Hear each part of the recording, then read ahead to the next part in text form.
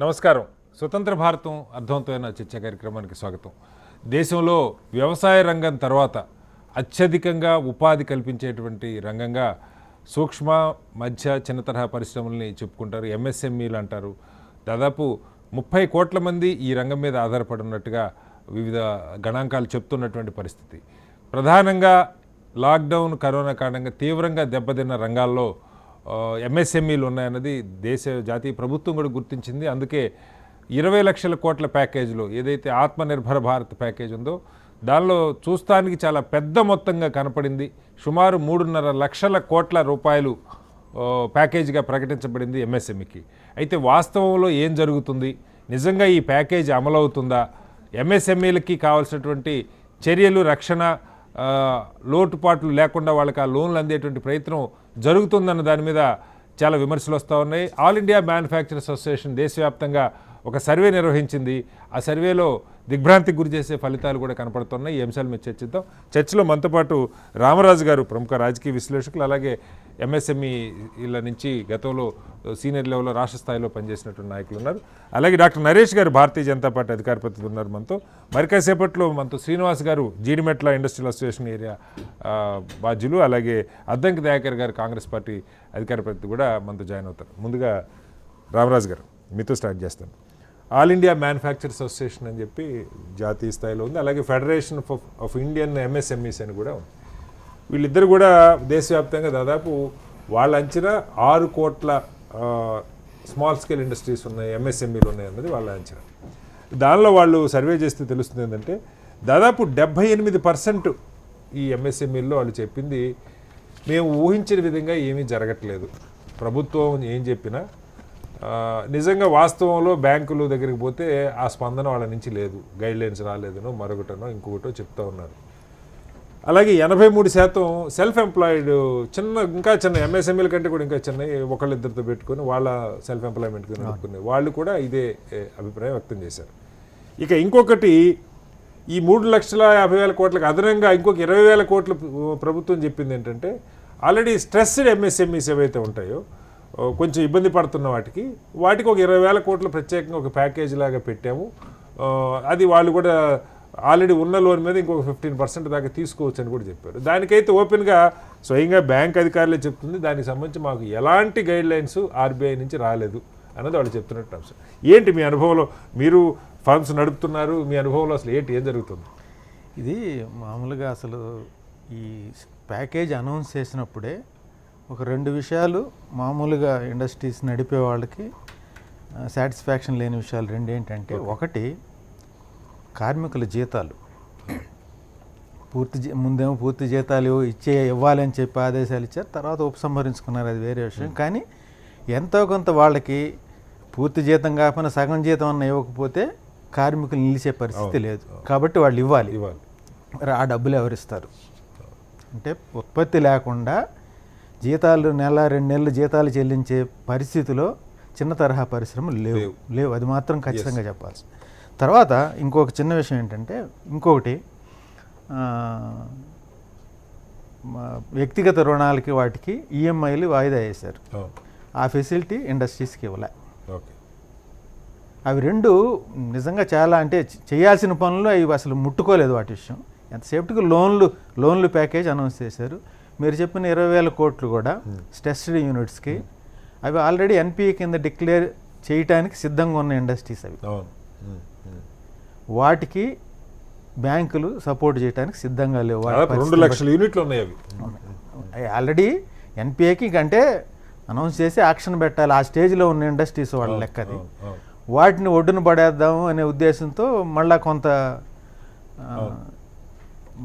Support చేయాలని ప్యాకేజీలు చెప్పారు. అది ఇంతవరకు మీరు చెప్పినట్టు బ్యాంకులకి ఇన్స్ట్రక్షన్స్ రాలేదు. అలాగే ఇప్పుడు ఏదైతే కొలాటరల్ ఫ్రీ లోన్ అని కానీ ఈ స్కీమ్కి సంబంధించింది గైడ్ లైన్స్ బ్యాంకులకి రాలేదనేది మాత్రం నిజం ఇప్పటి వరకు.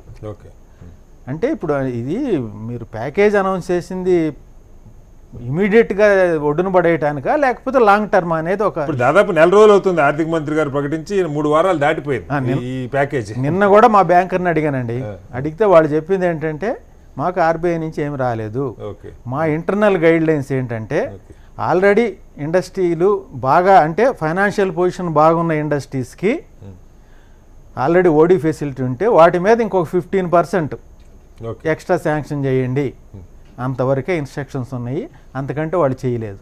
ఇంకొకటి ఎస్బీఐ నిన్న ఏదో అనౌన్స్ చేసిందండి, దాదాపు 5,000 చిల్లర కోట్లు 6,000 చిల్లర కోట్లు మేము డిస్పర్స్ చేసాము, ప్రైవేట్ బ్యాంకుల పరిస్థితి ఏంటో తెలియదని వాళ్ళు బ్యాంకర్ వాళ్ళు చెప్పారు.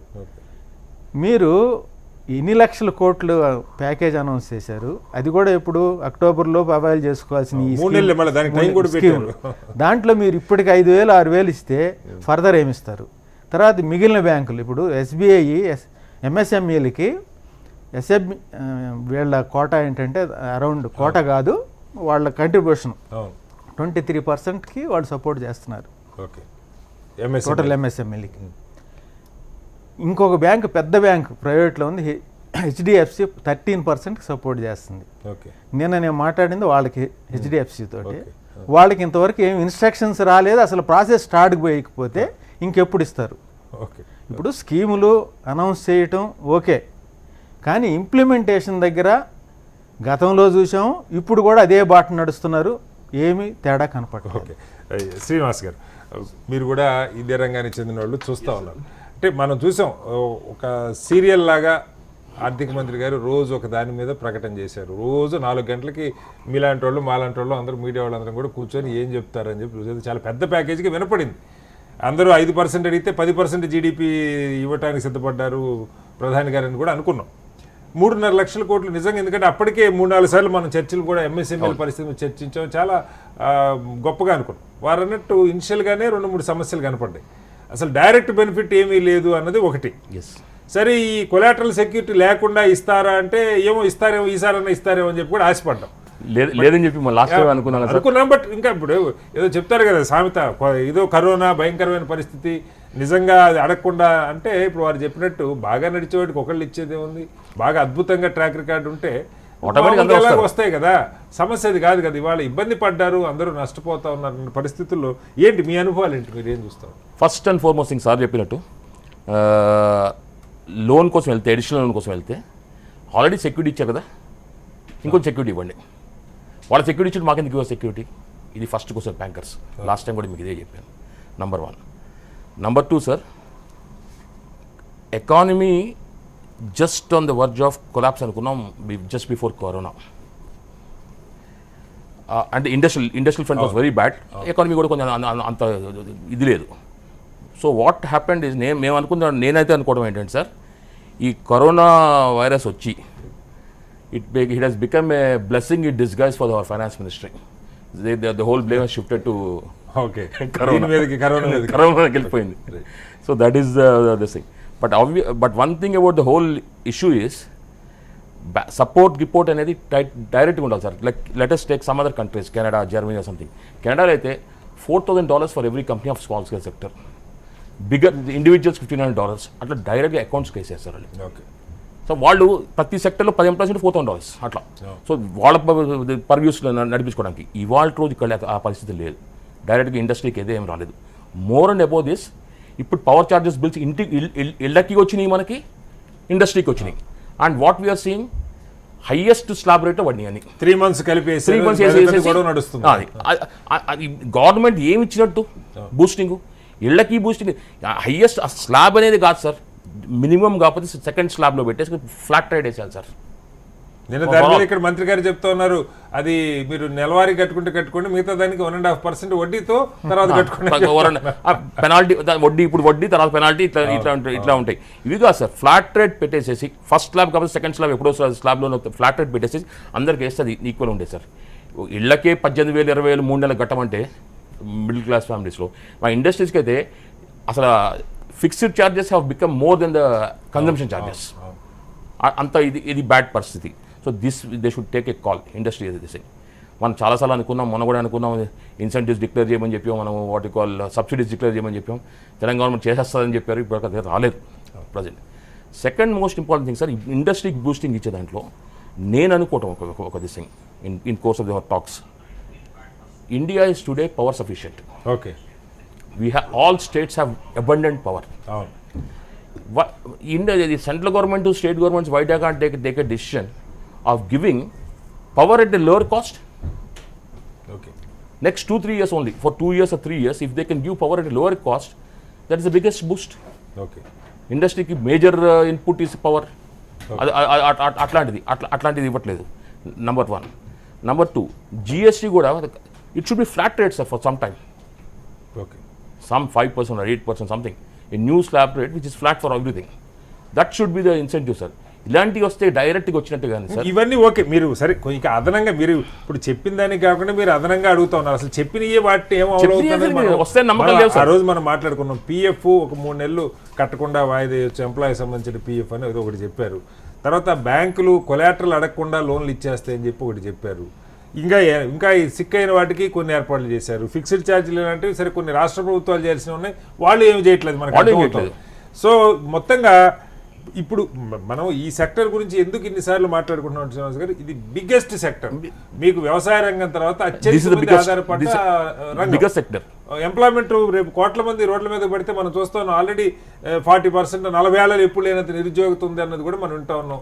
కొన్ని లక్షల ఎంఎస్ఎంఈలు మూతపడిపోతున్నాయని కూడా ఆల్రెడీ 2 లక్షల యూనిట్లు మూతపడిపోయినాయి అన్నారు. ఏంటి మరి దీనికి పరిష్కారం ఏంటి? మరి మీ వాళ్ళంతా ఏం చేస్తున్నారు?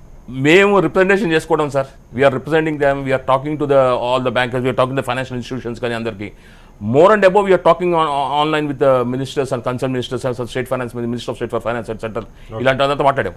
They are assuring, assurance is there, but implementation is zero. Okay. Direct implementation is zero. Okay. Indirect implementation they are thinking of. This is one. So this cannot be the situation now. Industry చెప్పినట్టు sir, there is a big shortage of what you call skilled employees. There is big shortage. దానికి అసలు ఇది లేదు.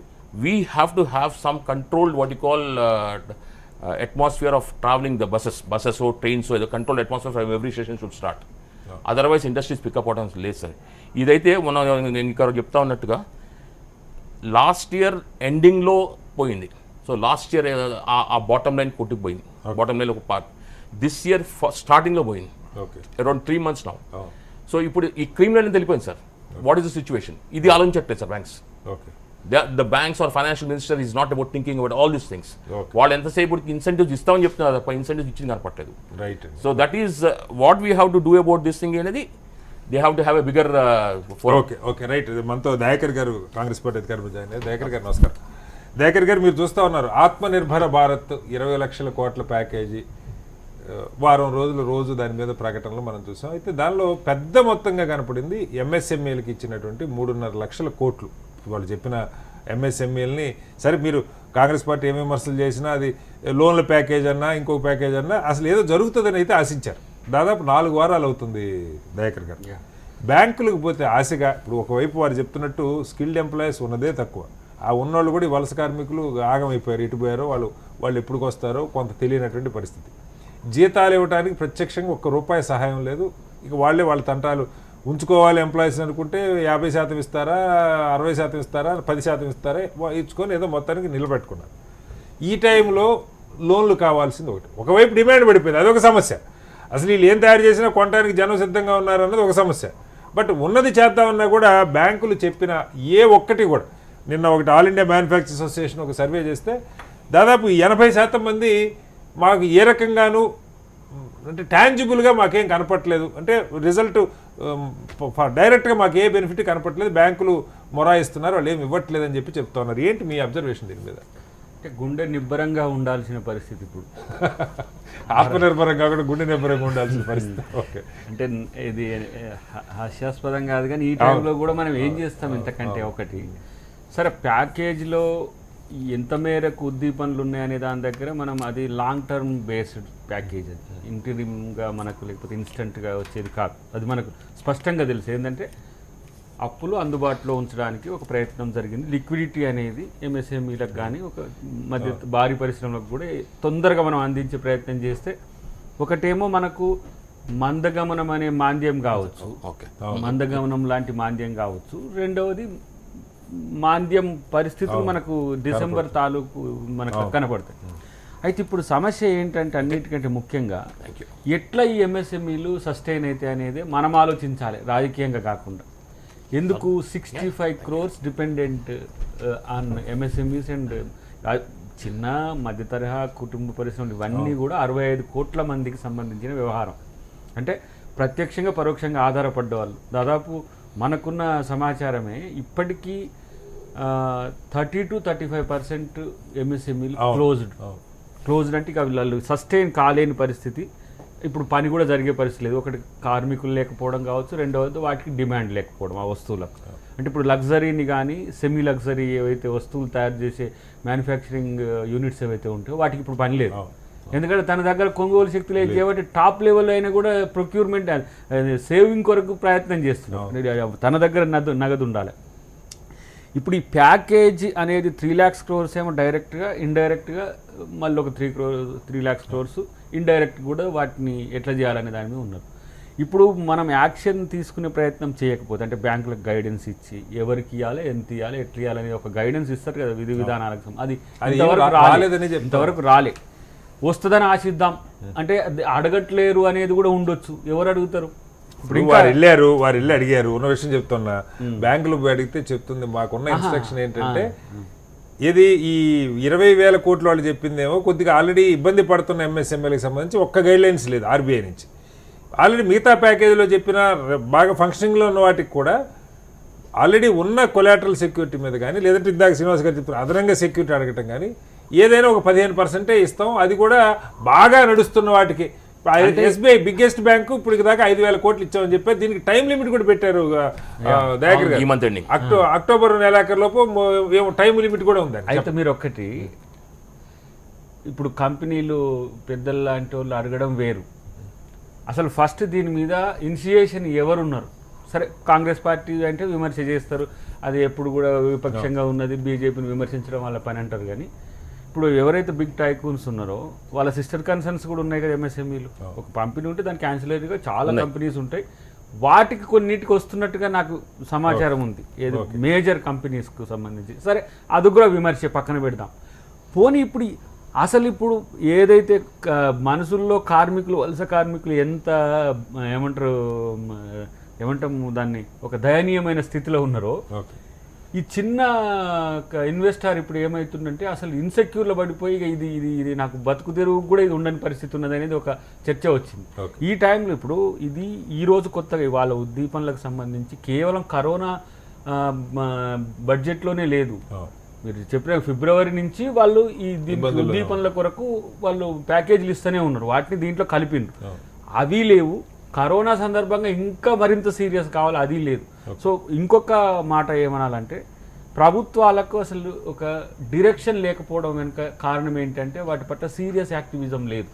వాటి పట్ల ఇవి మనం చేయాలి, వీటికి మనం ప్రకటించడం ఏదైనా అది రైతులకు సంబంధించిన. ఇప్పుడు మనకు వానాకాలం పంట స్టార్ట్ అయింది, 1,00,000 కోట్ల రూపాయలు రైతులకు కూడా అని అన్నారు, రుణమాఫీకి సంబంధించో లేకపోతే లిక్విడిటీ కొరకు. అది కూడా లేదు.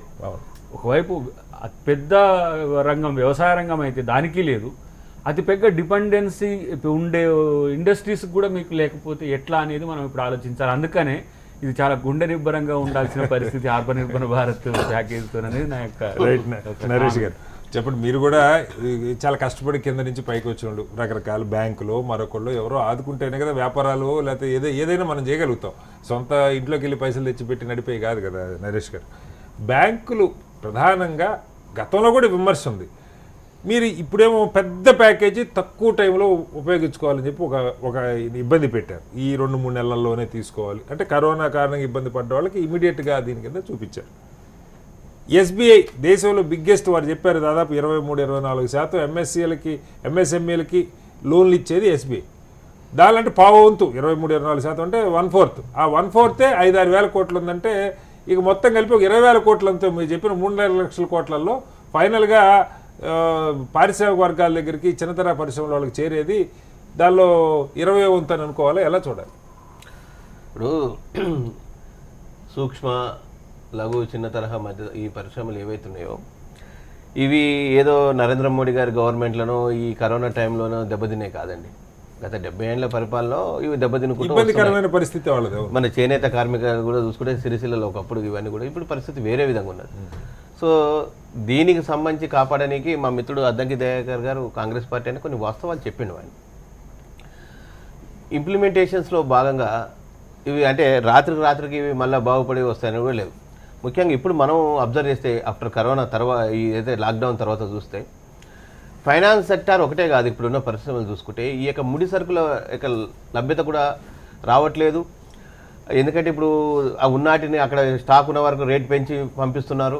ఇప్పుడు మనకు గుజరాత్కి వెళ్ళి ఈ ప్లాస్టిక్ సంబంధించింది ఇవన్నీ వస్తాయి, తమిళనాడుకి వెళ్ళి ఐరన్కి సంబంధించినవి వస్తాయి, రక్షణ సంబంధించినవి ఇవన్నీ. మన హైదరాబాదు ఈ బాల్నగరు, ఇక్కడ మా ఇంటి దగ్గర ప్రశాంత్ నగర్, ఇవన్నీ పరిస్థితి చూసుకుంటేనే ఈ పరిస్థితి. సో ఈ ముడి సరుకులు రాకపోవడం వల్ల కూడా చాలామంది ఎంప్లాయీస్ ఓనర్ దగ్గర ఇంత మినిమం పెట్టుబడి ఉండి ఎంప్లాయీస్ వచ్చి కూర్చొని పోతున్న పరిస్థితి ఉంది. బికాస్ ఇప్పుడు ఎందుకంటే మనకు మేజర్గా ఈ లఘు పరిశ్రమలకు సంబంధించి చైనా నుంచి చాలా పెద్ద ఎత్తున దిగుమతి చేసుకుంటున్నాం. సో ఈ కరోనా వల్ల ఈ చైనా నుంచి కావచ్చు ఇంటర్నేషనల్గా ఇవన్నీ ఆగిపోయడం జరిగింది. సో ఇవన్నీ తాత్కాలికంగా జరిగింది కాబట్టి ఇవన్నిటి ఎఫెక్ట్ కూడా చాలా పెద్ద ఎత్తున ఉన్నది. దీన్ని మనం ఒక ఫైనాన్స్ ఒకటే కాదు, బ్యాంక్ ఒకటే మనం అనుకోకూడదు. కాబట్టి వీటి పరిస్థితి పెద్దలకు బాగా తెలుసు.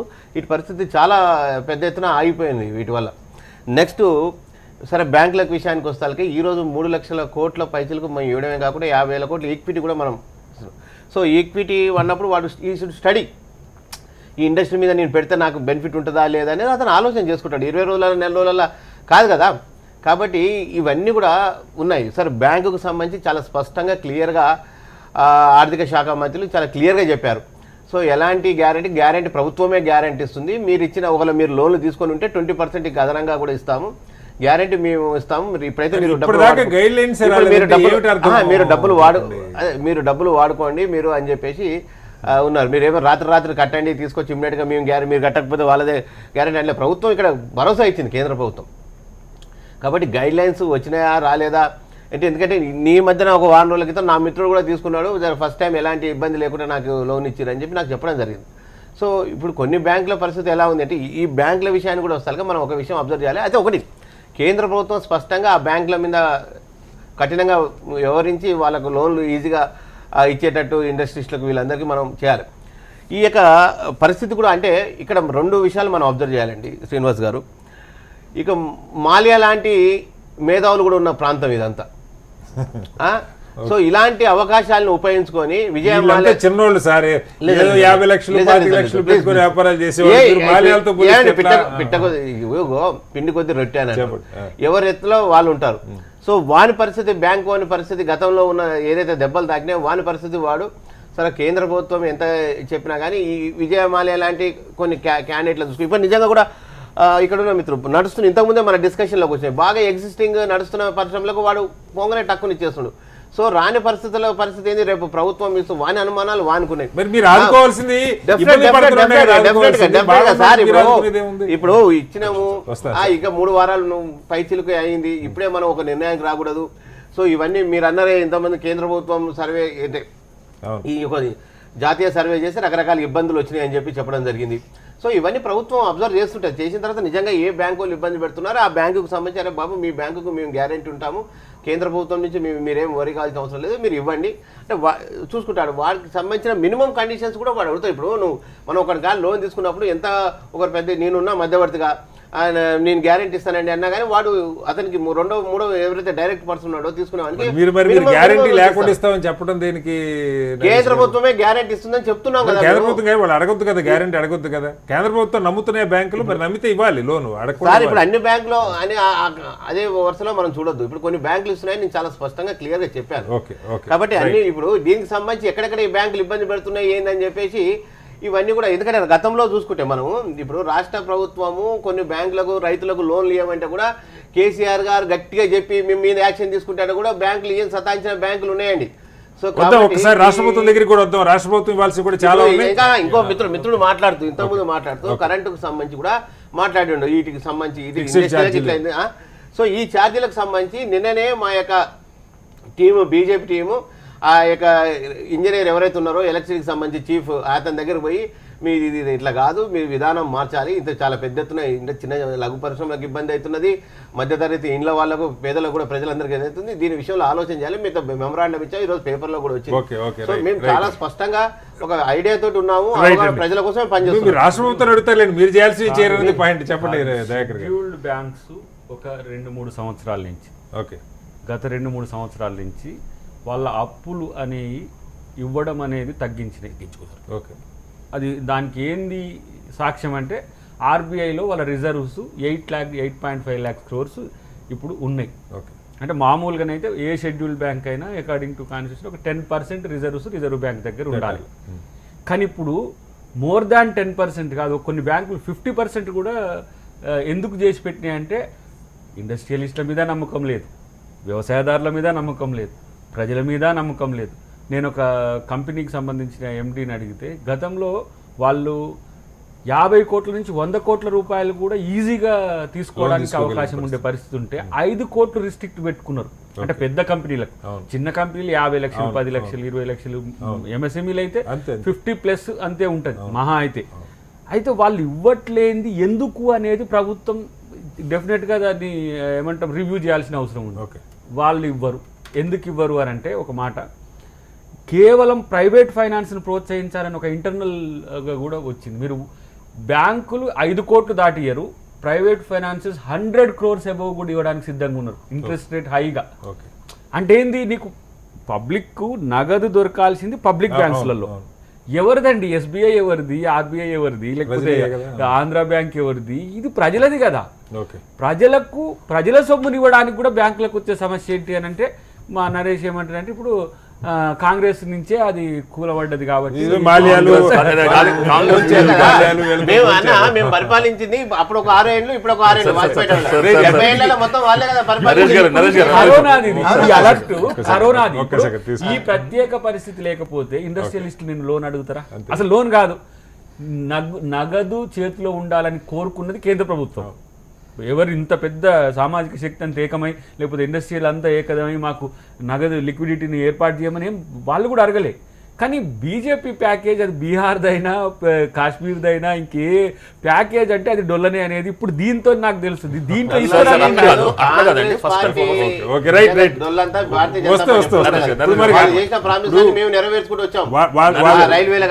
ఏమి చేయలేదు కాబట్టి పోయారు అనుకుందాం సార్. మీరేదో చేస్తారు కదా. ఒక్కసారి రామరాజు గారు, అంటే దీని పరిస్థితి ఎట్లా అంటే ఇంకా చాలా ప్రకటించారు ఇట్లా. ఇప్పుడు మీరు గమనిస్తే తోపుడు బళ్ళోళ్ళ దగ్గర నుంచి వాళ్ళకి ఇంత 10,000 ఇచ్చేస్తారు లోన్ అని చెప్పి. మీరు ఏదో ఒక పెద్ద పరిశ్రమ చిన్నదో పెద్దదో 10 మంది ఎంప్లాయీస్ ఒక రిజిస్ట్రేషను తతంగం ఇదంతా ఉంటేనే పరిస్థితి ఎట్లా ఉంటే నిజంగా అమలయ్యేనా అసలు ఎట్లా దీని నుంచి గోయింగ్ ఫార్వర్డ్ ఎట్లా మీ ఆలోచన? అంటే నా దృష్టిలో ఇండస్ట్రీ అంటే ఒక మిషను లేకపోతే ఏదో పెట్టుకున్నట్టే మిషనే కాదు ఇండస్ట్రీ. వీళ్ళు కూడా ఇండస్ట్రీ అండి అంతే. ఒరిజినల్గా మైక్రో కింద వీళ్ళందరూ వస్తారు. తోపుడు బళ్ళు కానీ పళ్ళు అమ్ముకోనండి, లేకపోతే హోటల్ నడపండి, చేనేత ఒక మగ్గం పెట్టుకుని నడుపుకుని వీళ్ళందరూ కూడా చేతి వృత్తుల వాళ్ళు కూడా చిన్న తరహా పరిశ్రమల కింద రావాలి. తర్వాత ఇక్కడ ఇంకొక ఇష్యూ ఏంటంటే నిరుద్యోగం కూడా ఏమవుతుందంటే పొజిషను. మేలో ఒక సర్వే జరిగింది, ఎకనామిక్ టైమ్సే ఎవరు చేస్తే దాంట్లో ఉద్యోగాలు తీసేయడానికి సిద్ధమైన వాళ్ళు 6% మా ఎంప్లాయీస్ని పూర్తిగా తీసేస్తున్నాం మేలో అని చెప్పారండి సర్వేలో. ఇంకొక 30% మేము 50% ఉద్యోగుల్ని కట్ చేస్తున్నాం. 26% ఇంకో 26% 1/4 ఎంప్లాయీస్ని తీసేస్తున్నాము. అంటే దాదాపు 50% పైన అన్ఎంప్లాయ్మెంట్ వచ్చేసి రోడ్డు మీద పడుతున్నారు. ఇప్పుడు ఆల్రెడీ ఉన్న వాళ్ళతో పాటు ఇది కూడా యాడ్ అవుతుంది. తర్వాత ఇంకొక ఈ సీతారామన్ గారు అనౌన్స్ చేసిన అంటే సంబంధం లేని ఇష్యూ ఒకటి అనౌన్స్ చేశారు. ఏంటంటే అది ఎప్పటి నుంచో చర్చ జరుగుతుంది. ఏంటి లిమిట్స్ ఉంటాయి కదా, ఇన్ని కోట్లు టర్న్ ఓవరు లేకపోతే ఇన్ని కోట్లు పెట్టుబడి అయితే ఈ రేంజ్లోకి వస్తారు. స్మాల్ మీడియం ఉన్నాయి కదా, స్లాబ్స్ ఉన్నాయి కదా, ఆ స్లాబ్స్ డిస్కషన్ జరుగుతుంది ఎప్పటి నుంచో పెంచాలని. అది ఈ సందర్భంగా అది కూడా అనౌన్స్ చేశారు. దానివల్ల వాళ్ళు చెప్పే మంచి కన్నా ఇప్పుడు ఇండస్ట్రియలిస్టులు ఫీల్ అవుతుంది ఏంటంటే చిన్న తరహా పెద్దవాళ్ళు వచ్చి ఇక్కడ బొర్రె పెట్టి ఈ ఫెసిలిటీస్ బెనిఫిట్స్ అన్ని వీళ్ళు తీసుకుంటారు, అందకుండా పోతుంది. ప్లస్ ఖాతా మాత్రం ఈ ఖాతాలో పడుతుంది. ఎంఎస్ఎంఈకి రైట్.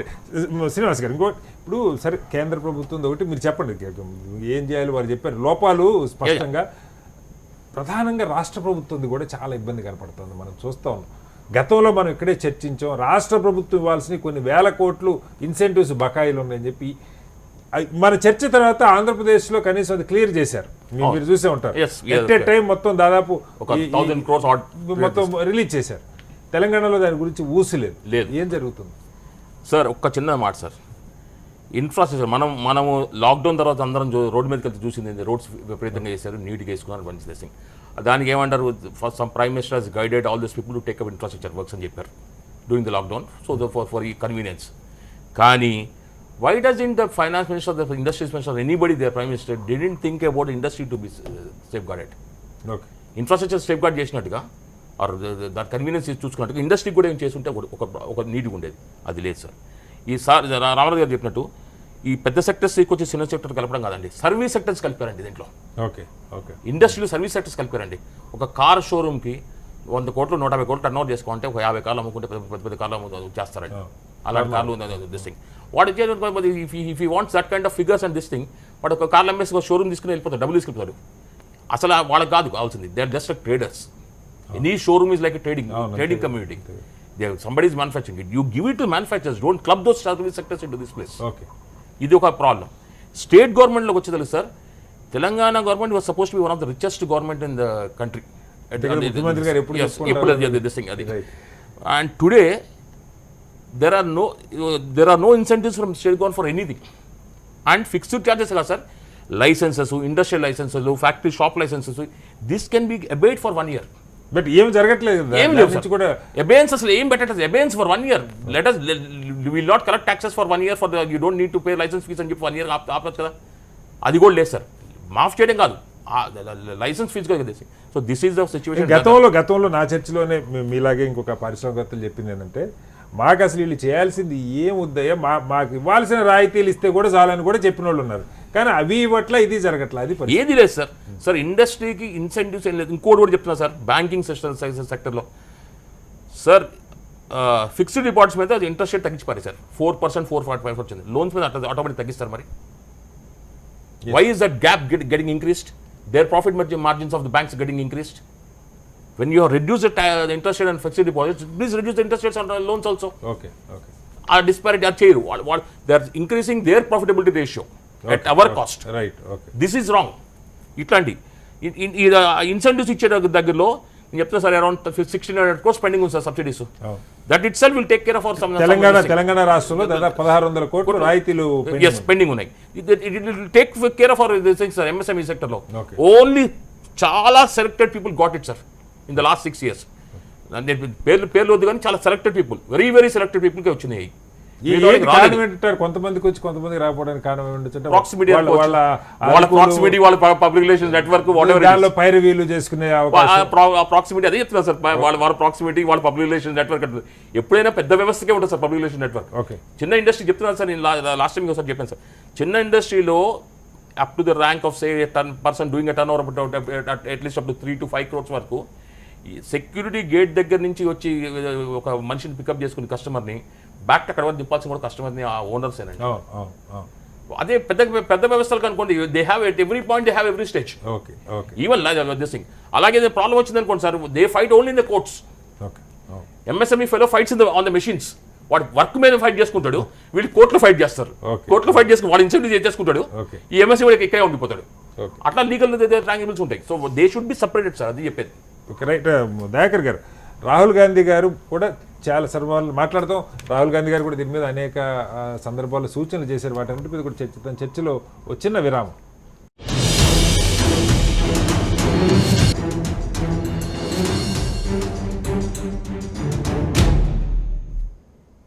చర్చకు తిరిగి స్వాగతం. ఎస్ దయాకర్ గారు, రాహుల్ గాంధీ గారు కూడా అనేక సందర్భాల్లో దీని మీద ప్రత్యేకంగా ఓన్లీ ఎంఎస్ఎంఈల గురించి కూడా మాట్లాడిన సందర్భాలు కూడా ఉన్నాయి.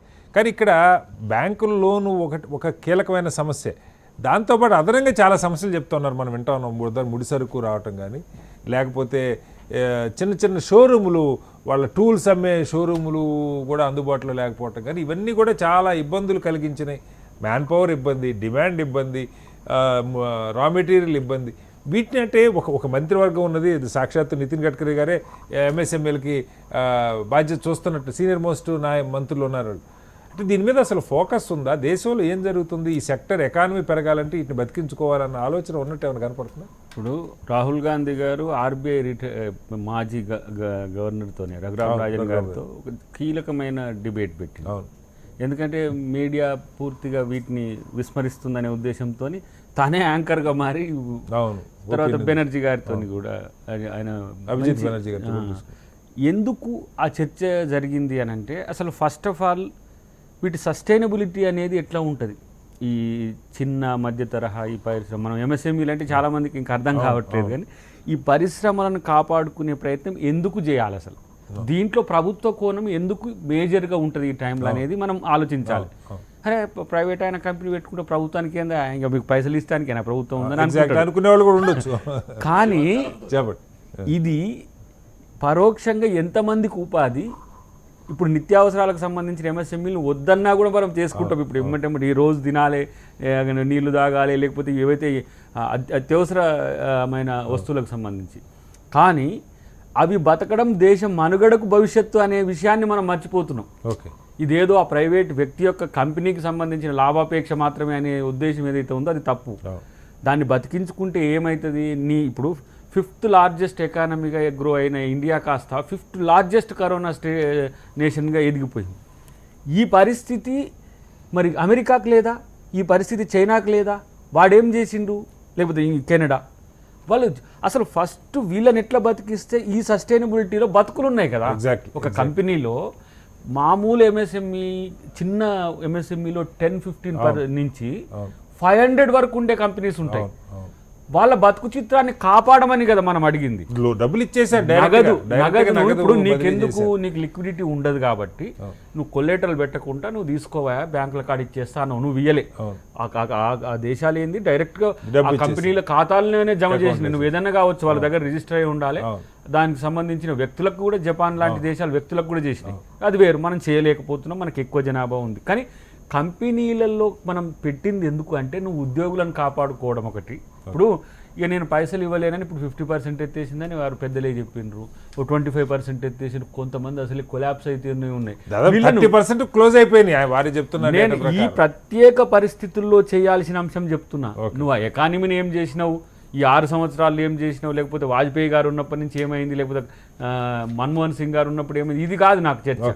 కరోనాలో ఇప్పుడు మనం బడ్జెట్ను, ఇది కరోనా బడ్జెటే 20 lakhs crores, అది వివిధ రంగాలకు సంబంధించిన పర్టికులర్గా ఎంఎస్ఎంఈలకు సంబంధించి వచ్చినప్పుడు ఇవి 65 crores సంబంధించింది. మీరు మిగతా వ్యవసాయానికి సంబంధించి అసలు పట్టించుకోలే, 1 లక్ష కోట్లతోనే పరిమితమైనరు. ఇవి బతకకపోతే జరగబోయే పరిణామం ఏంటంటే టూలెట్ బోర్డులు పెరుగుతాయి. ఇక్కడ నుంచి వెళ్ళిపోయిన వాళ్ళు ఊర్లో దాని మీద కూడా ఒక సర్వే వచ్చింది, మీరు చూసే ఉంటారు. మొత్తం అన్ని ఖాళీ అని చెప్పి సర్వే చూస్తుంటే కంపెనీస్ టూలెట్ కాదు, ఇక కంపెనీస్ క్లోజ్, షట్ డౌన్ అవుతాయి. ఇప్పుడు నేను అసలు సమస్య ఏంటంటే వీళ్ళు పోయి గ్రామానికి పోతారు, వీళ్ళకు ఉపాధి ఎట్లా? ఇప్పుడు ఆ ఉపాధి హామీ పథకంకు డిమాండ్ పెరిగింది, ఎక్స్పాండ్ చేయాల్సిన పరిస్థితి వస్తా ఉంది. ఉపాధి దానికి డిమాండ్ పెరిగింది, కానీ ఎన్ని రోజులు ఎలా? ఇప్పుడు మళ్ళీ మనం నడుస్తున్న మెషినరీ ఏదైతే ఉందో అది ఒక్కసారిగా స్టాప్ అయిపోతే అది మళ్ళీ నీకు రికూప్ కావడానికి పట్టే సమయం చాలా ఎక్కువగా ఉంటుంది. అంటే నడుస్తున్న దాన్ని నడిపించడం, అప్పులతోనో దేంతో నడిపించడం, అందరు లాభాలతో లేరు, నష్టాలు వస్తున్నా మళ్ళీ నెక్స్ట్ ఇయర్ వస్తుంది అని నడిపే కంపెనీలు కూడా ఉంటాయి, ఒక 20-30%. కానీ ఇప్పుడు ఒక్కసారిగా ఈ కుదుపు ఏదో బీజేపీ తెచ్చిందో మోడీ గారు తెచ్చిందో అని అనలేం, ఇది ఉపద్రవం వచ్చింది. ఈ పరిస్థితుల్లో మనం సహాయకారిగా ఉండాలి. ఇంకా నా ఉద్దేశం, మీరు రాష్ట్రాల గురి అంటుంటే రాష్ట్రాలకే కేంద్రం ఇప్పుడు అప్పియాల్సి వస్తుంది పరిస్థితి. మీరు పెద్ద ఎంఎస్ఎంఈ అనుకోవాలి ఇప్పుడు రాష్ట్రాలు, అది కూడా చేస్తలేరు కదా. ఆ ఎంఎస్ఎంఈలు మొత్తుకుంటున్నా కూడా రాష్ట్రాలు కూడా ఆదాయం. మీరు ఇప్పుడు మిత్రుడు అన్నాడు రాష్ట్ర ప్రభుత్వాలు richest state in the country అంటే జీతాలను 50% జీతాలను ఉద్యోగులు వారం కలెక్షన్ లేకపోతేనే, వారం కలెక్షన్ లేదు, జీతాలు 50% 3rd month వాళ్ళు పంటి గాటార పడుతున్నారు. సరే ఖర్చులు తగ్గించుకుంటారు. నాకైతే ఈ ప్రైవేట్ స్కూల్స్లలో పనిచేసేటోళ్ళు అవి కూడా ఒక ఎంఎస్ఎంఈలే, సర్వీస్ సెక్టర్ అన్నాడు కదా. ఇప్పుడు అవి పెద్ద కార్పొరేట్ కంపెనీస్ పూర్తిగా ఎత్తేస్తే దాదాపు తెలుగు రాష్ట్రాలనే 3-4 లక్షల మంది ఉద్యోగులు ఇలా బజార్న పడ్డారు. వాళ్ళకి అసలు బతుకు తెరువు లేదు, ఇంకో పని తెలియదు. ఇలాంటి పరిస్థితిని మనం ఏదో మీరంతా వచ్చి మన ఏంది అలాంటి అద్భుత దీపం లెక్క ఏం చేయాల్సిన అవసరం లేదు, కానీ స్వాంతన కల్పించే భరోసానే కదా అంటే ఇక్కడ కీలకమైన పాయింట్ ఎందుకు దీని గురించి మాట్లాడుతున్నట్టు దయాకర్ గారు, వీళ్ళు ఇందాక వారు సరే నరేష్ గారు పొరపాటుగా అన్నారు, నీరవ్ మోడీలు ఉండొచ్చు, చోక్సీలు ఉండొచ్చు, ఎగ్గొట్టిపోయే వాళ్ళు ఉండొచ్చు, కానీ వీళ్ళది అది కాదు. వీళ్ళు జెన్యూన్గా వాళ్ళ స్కిల్ను నమ్ముకొని ఒక ఇండస్ట్రీ ఒక చిన్నదో పెద్దదో 10 మందికో మీరు అన్నట్టు 50 మందికో ఎంప్లాయ్మెంట్ కల్పించేటువంటి ప్రయత్నం కన్సిస్టెంట్గా చేస్తున్నారు. ఆ ఫీల్డ్లో నిలదొక్కోవాలి, దానిలో నా బతుకుతో పాటు 10 మంది బతుకుందని నమ్ముతున్నారు. దానికి చేయాల్సిన సహాయం ఆదుకోవటం, ఆర్థికంగా కనీసం లిక్విడిటీ అవకాశం ఇచ్చినా కూడా కొంతమేర కంఫర్ట్గా ఉంటుంది. అలాగే ఇబ్బందులు, లాజిస్టిక్స్ సంబంధించిన ఇబ్బందులు, మెటీరియల్ రావట్లేదు, ఎందుకు రావట్లేదు, దాని మీద లోతుగా జరగాలి. ఒకటే దీంట్లో చరిత్రలో ఇలాంటి రోజులు రాలేదు సార్. ఆ ప్రాక్టీస్ ఏ ప్రభుత్వాలకు తెలియదు, భవిష్యత్తులో వస్తుందో రాదో తెలియదు. ఓకే, అన్ని ప్రభుత్వాలు దీన్ని ఎంత సీరియస్గా అంటే డిస్క్లోజ్ చేసేసి ఫినాన్సెస్ అంతా కూడా రోడ్డు మీద పెట్టేసి పట్టుకపోండి, ఎందుకంటే మళ్ళీ సంపాదించుకుందాం అనే పరిస్థితి వచ్చింది. మన వాళ్ళు పాక్షికంగా చూస్తున్నాయి. ప్రభుత్వాలు ఏవైనా రాజస్థాన్ ఏదో ఇంకో తీరుగున్నది, లేకపోతే ఛత్తీస్గఢ్ మా ప్రభుత్వం ఉంది ఇంకో తీరుగున్నది, లేకపోతే పంజాబ్ ఇంకో మా ప్రభుత్వమే అడుగుతున్నది కదా. పంజాబ్లో అమరీందర్ సింగే ఎన్నో అంశాల్లో కేంద్రాన్ని ఇట్లా మీరు చేయండి సార్ అని చెప్పి అడుగుతున్నారు. ఎందుకంటే వాళ్ళ కూడా పరిస్థితులు క్లిష్టంగా తయారవుతుంటే ఏం చేయాలనో పాలుపోక ఉన్న పరిస్థితి. కాబట్టి ఒక టీమ్ ఆఫ్ యాక్టివిటీ, సరే మోడీ గారు క్యాబినెట్తో మాట్లాడతారు, ఇదంతా ఒక ఎత్తు. బట్ ఎక్స్పర్ట్స్తోని, ఇండస్ట్రియల్ ఎక్స్పర్ట్స్తోని, లేకపోతే ఎకనమిస్టులతో, వాళ్ళందరితో మనం ఒక నిర్ణయం తీసుకొని ఫెడరల్ ఫినాన్సెస్ మనం ఇప్పుడు కనుక రిలీజ్ చేయకపోతే ఎగ్జాక్ట్లీ చాలా సమస్య వస్తుంది. ఒకసారి మీ దగ్గరికి వస్తాను నరేష్ గారు. ఒక మంచి మాట చెప్పారు దయాకర్ గారు, ప్రపంచ దేశాలన్నీ ఉన్నదాడపరిచి ఎత్తుకుపోంటారు ఆయన, ముందు మీరు బతికితే తర్వాత దేశం ఎకానమీ అని చెప్పి, అంటే జనం భాషలో చెప్పాలంటే సూటిగా అంత ఓపెన్గానే చేశారు. జీడిపిలో 10%, 15%, 20% లెక్కేసుకోవాలి. 3 నెలల పాటు జీతాలు చిన్న వాళ్ళకి కూడా 3 నెలల పాటు జీతాలు ఇచ్చుకొని మీ ఎంప్లాయీస్కి కిరాయిలు కట్టుకొని చెప్పి డబ్బులు వేసి మిగిలితే తర్వాత చూసుకొని ఎక్స్ట్రా కూడా వేసినటువంటి సందర్భాలు ఉన్నాయి. అక్కడి నుంచి మొదలు పెడితే మనం అది చేయలేకపోతా ఉన్నాం. కనీసం లోన్లు ఇస్తామంటే ఆ లోన్లు చేయలేకపోతా ఉన్నాం. బకాయిలు, కేంద్ర ప్రభుత్వం బకాయిలు, రాష్ట్ర ప్రభుత్వాల బకాయిలు, ఆ బకాయిలు కూడా చెల్లించినటువంటి పరిస్థితి. చివరికి కరెంట్ లాంటివి వాడుకోకపోయినా 3 నెలలు ఫిక్స్డ్ ఛార్జీల కింద కట్టే పరిస్థితి. ఎక్కడ దీనికి ముగింపు? ఇంతకుముందే మా మిత్రుడు దయాకర్ గారు చెప్పారు స్పష్టంగా, ఆ దేశంలో ఉన్నంత జనాభా మన దేశంలో కాదని. ఈ మధ్యన కరోనాకు సంబంధించి వస్తే దేశం మొత్తం అంటే 140 దేశాల పాపులేషన్ కలిపితే కూడా భారతదేశం అంత జనాభా కాలేదు కూడితే. సో ఇంత 136 కోట్ల జనాభాలో మనం పంచడం అనేది అసమంజసము. ప్లస్ ఆర్థిక వ్యవస్థ అక్కడనేమో అతివృష్టి అనావృష్టి, పడిపోతే ఘోరంగా పడిపోతే లేకపోతే. కానీ మన ఆర్థిక వ్యవస్థ వ్యవసాయ రంగం మీద మేజర్గా ఆధారపడి ఉన్నది. నీకు ఎంత పెద్ద ఆర్థిక మాంద్యం వచ్చినా కానీ భారతదేశం కింది మీద కాలేదు. సో అది కాంగ్రెస్ పీరియడ్లో కావచ్చు, ఇంకే టైంలోనే కావచ్చు, వాస్తవాలు మనం మాట్లాడాలి. దీనికి కారణం మనకున్న మూలాలు. సో చిన్న తరహా, ఈ లఘు తరహా ఈ పరిశ్రమలకు సంబంధించి నేను ఇంతకుముందు చెప్పినట్టు, సో ఇప్పుడు మనకు చూసుకుంటే ఆంధ్రప్రదేశ్కి చూసుకుంటే, ఆంధ్రప్రదేశ్కి సంబంధించి జగన్ ముఖ్యమంత్రి నువ్వు ఎవడైనా సరే ఏ వెహికల్ వచ్చినా సరే కానీ ఆడ ఉండాలి, క్వారంటైన్ పడాల్సిందే అని చెప్పేసి, ట్రాన్స్పోర్ట్ వెహికల్స్ కాదండి, మామూలు ప్యాసింజర్ కాదు ఏదైనా. సో ఈ రకరకాల కారణాల వల్ల అక్కడికి వెళ్ళి ధైర్యం చేసి పంపించకపోవడం కావచ్చు, ఇవన్నీ కావచ్చు, రకరకాలు ఉన్నాయి. దీనిపైన కేంద్ర ప్రభుత్వం దృష్టి పెట్టాల్సిన అవసరం ఉంది. అది మా ప్రభుత్వాలు కావచ్చు, ఆ ప్రతిపక్ష పార్టీ ప్రభుత్వాలు కావచ్చు. So transportation very important. Plus అంతర్జాతీయంగా మనం తెచ్చుకోవాల్సిన ముడి సరుకుల పట్ల కూడా మనం ఆలోచన చేయాలి. అవన్నీ కూడా మీరే కదా సార్ చూడాలి. ఇప్పుడు 3 నెలలు అయిపోయింది, చైనాలో ఎంత పెద్ద కరోనా ఉన్నా అసలు ప్రపంచానికి అంటించింది కరోనా వల్లనే కదా ఇది మూతపడ్డది. ఇప్పుడు చైనా నుంచి రాకపోతే ఇంకెక్కడి నుంచి దొరుకుతుందో చెప్పించండి, చైనా కాదు ఇంకా దొరికింది తెప్పించండి. మిగతా లోకల్ గా ఉన్న సమస్యల ప్రయత్నం చేస్తూనే ఉన్నది భారతదేశం. ప్రపంచ దేశాలకు మనం ఏం మందులు కావాలన్నా ఎక్కడి నుంచో తెచ్చినాం. ప్రపంచ దేశాలన్నిటికీ మనం హైడ్రోక్లోరిక్ మందులు పంపించడం ఎక్కడేం మనం ఏం వెనకబడలేదండి. సో సమస్యలు అనేవి ఫస్ట్ కాంచి కూడా ఇప్పటి నుంచే లేవు. సో పాజిటివ్ గా ఉండి పని చేసుకుంటూ పోతుంది, అది నడుస్తూనే ఉంటుంది. ఒక నిమిషం కిరాయిలకు సంబంధించి ఇప్పుడు రకరకాల ఇప్పుడు ఇంటి ఓనర్లు కూడా చాలా మంది మేము మాకు 3 నెలల నుంచి అద్దెలు వస్తలేమన్నది. ఫర్ ఎగ్జాంపుల్ నేను కూడా నాకు ఒక చిన్న ఇల్లు ఉన్నది, కిరాయిలకు ఇచ్చుకుంటే నాకు 2-3 నెలల నుంచి వస్తలేవు. పాపం మా దయాకరన్ అన్నట్టు నిజంగానే ఆ బ్యాచులర్ పోరగాలు చెప్పకుండా పారిపోయారు. అది ఏం రాబోయే నిన్న ఫోన్ లేపుతానా నాకు 3 నెలల నుంచి జీతం ఇవ్వలేదు, మేము పోయిన ఇంటికి మహబూబ్నగర్లో ఏంటున్నా అని చెప్పేసి. ఇది పరిస్థితి అందరికీ ఇది ప్రభుత్వమే అంత చేయాలంటే ప్రభుత్వం అంత చేయలేదు, డెఫినెట్ గా జరుగుతుంది. మీరేం తొందరపడాలి, మేము ఇచ్చిన కమిట్మెంట్స్ ఏవైతున్నాయో అవన్నిటి పట్ల ఒక్కసారి sir what we are requesting your దగ్గర గారు ఇద్దరే యూ టేక్ దిస్ మేము ఇచ్చే ఇన్పుట్స్ ని you take it through your party forum sir. First and foremost thing sir, చాలా చిన్న ఇండస్ట్రీ గురించి మాట్లాడతా సార్. బాల్నగర్, ప్రశాంత్ నగర్, సంగీత్ నగర్లో ఒక లేత్ మిషన్ లేదా ఒక మిల్లింగ్ మిషన్, చిన్న చిన్న మిషన్స్ పెట్టుకుని కన్వెన్షనల్ సిఎన్సీ మిషన్స్ పెట్టుకుని బతికే వాళ్ళు ఆల్మోస్ట్ 2 lakh పాపులేషన్ ఉంటుంది సార్. వాళ్ళందరికీ కావాల్సింది most important tools, tips, second hand tips, because that is the basic for any of the industry. ఒక ఇండస్ట్రీ నడవాలంటే, మ్యానుఫ్యాక్చరింగ్ ఇండస్ట్రీ నడవాలంటే కంపల్సరీగా టిప్ అనేది కావాలి సార్. ఆ టిప్స్ ఎక్కడ పెద్ద పెద్ద ఇండస్ట్రీస్లో సప్లై చేసి వాళ్ళు వాడేసిన టిప్స్ వీళ్ళు కొనుక్కొచ్చి బయటకు అమ్ముతారు సార్. ఇవి ఎక్కడ వస్తాయండి? ఈ మ్యానుఫ్యాక్చరింగ్ ఇండస్ట్రీస్ పెద్ద పెద్ద టిప్స్ వాడేది ఎక్కడికంటే Chennai, Bengaluru and Bombay. These 3 are in lockdown. They are not allowing any thing. ఇక్కడే ఆటోమొబైల్ సెక్టర్స్ ఉన్నాయి, ఇక్కడ ఇండస్ట్రియల్ సెక్టర్స్ అని పెద్ద పెద్ద ఉన్నాయి కూడా వీళ్ళు ఇక్కడ తయారు చేసుకుంటారు. ఆ టిప్స్ ఇక్కడ రావాలి సార్. ఆ టిప్స్ లేక ఇప్పుడు ఇండస్ట్రీస్ నడవని పరిస్థితులు చాలా ఉన్నాయి సార్. 100% ఇప్పుడు 1,00,000 కేసుల దాకా మహారాష్ట్రలో దాటిపోయిన పరిస్థితి చాలా ఘోరంగా ఉన్నది. This is one point sir. Second పాయింట్లోకి వచ్చేసరికి ఈ ఇంటర్స్టేట్ ట్రాన్స్పోర్ట్స్లో నేను చెప్తున్నాను సార్, ఓపెన్ చేయకపోతే సార్ మీరే శ్రీనివాస్ గారు మీరు మళ్ళీ అదే పొరపాటు పడుతున్నారు. ఇంటర్స్టేట్ కేంద్రం చాలా ఫస్ట్ నుంచి కేటగారికల్ గా రవాణాకి సంబంధించి ఏ ఒక్కటి ఆపడానికి చెప్తున్నారు, బట్ స్టిల్ ఇబ్బందులు ఉన్నాయి.